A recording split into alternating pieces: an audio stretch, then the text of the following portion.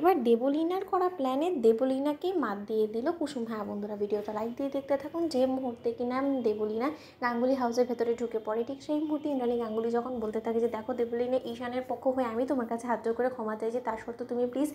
তুমি তোমার এই এনগেজমেন্টে ভেঙে দিও না এবং তুমি ঈশানকে বিয়ে করার জন্য রাজি হয়ে যাও। অন্যদিকে যখন ঈশান বলতে থাকে যে সরি আন্টি, আমি তোমার এই কথাটা রাখতে পারলাম না, তুমি আমাকে এই অনুরোধটুকু অন্তত করো না, শুধুমাত্র তোমার ভালোবাসার টানে আমি এখানে এসেছি, কিন্তু তাই বলে তুমি যদি এই কথাগুলো বলে আমাকে এরকম করে বিরক্ত করো তাহলে কিন্তু এখান থেকে আমি চলে যেতে বাধ্য হব।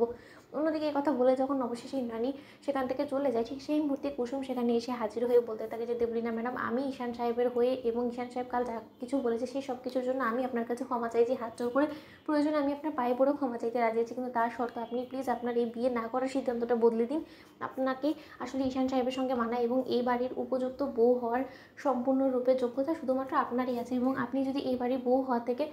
নিজের সিদ্ধান্তটা বদলে দেন তাহলে অন্তত আর যাই হোক না কেন দেবী মায়ের মুখটা অন্তত সকলের সামনে উজ্জ্বল হবে। অন্যদিকে কথা বলা মাত্র দেবলীনা বলতে থাকে ইউনো হোয়াট কুসুম, আমি খুব ভালো করে তোমার এই চালাকিটা বুঝতে পারছি, তুমি এই সব কিছু এই কারণে করছো যাতে করে তুমি ইন্দ্রাণী আন্টির বিশ্বাসটা আবারও অর্জন করতে পারো,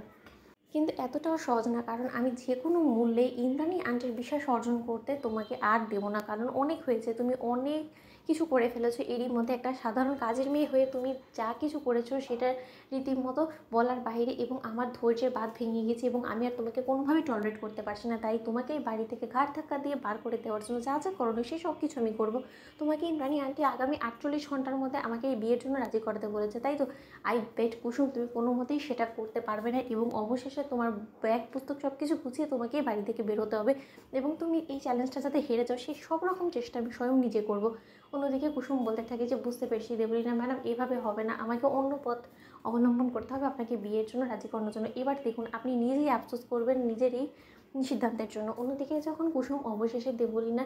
আরকে না বোঝাতে পেরে ইন্দ্রাণীর কাছে ছুটে গিয়ে বলতে থাকে যে দেবীমা, আমার এই কাজে আপনার একটা সহযোগিতা লাগবে, আপনি জানতো যে দেবলীনা ম্যাডাম ঈশান সাহেবের বউ হয়ে এই বাড়িতে আসুক। অন্যদিকে ইন্দ্রাণী বলতে থাকে যে সেটা চাইবিতেই তো আমি তোমাকে বলেছি দেবলীনাকে রাজি করাতে। অন্যদিকে কুসুম বলতে থাকে যে তাহলে আপনি আমার সঙ্গে হাত মেলান, আমি আপনাকে এই মুহূর্ত থেকে আগামী 48 ঘন্টা পর্যন্ত যা যা করতে বলবো সেই সব কিছু আপনি করে আমাকে সহযোগিতা করবেন।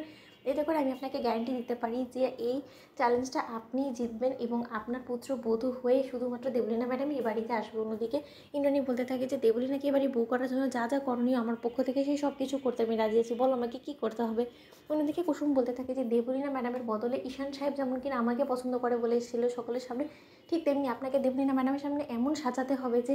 আপনি এখন দেবলীনা ম্যাডামকে এবারে বউ করে উঠতে পারছেন না বিধে আপনি এখন ঈশান সাহেবের সিদ্ধান্তটাকে মেনে নিয়েছেন, এবং আপনি চান যে এখন আমি এবারে বউ হয়ে গাঙ্গুলি পরিবারে ঢুকি। তো বন্ধুরা লাইক এবং শেয়ার করে সাবস্ক্রাইব করতে ভুলো না।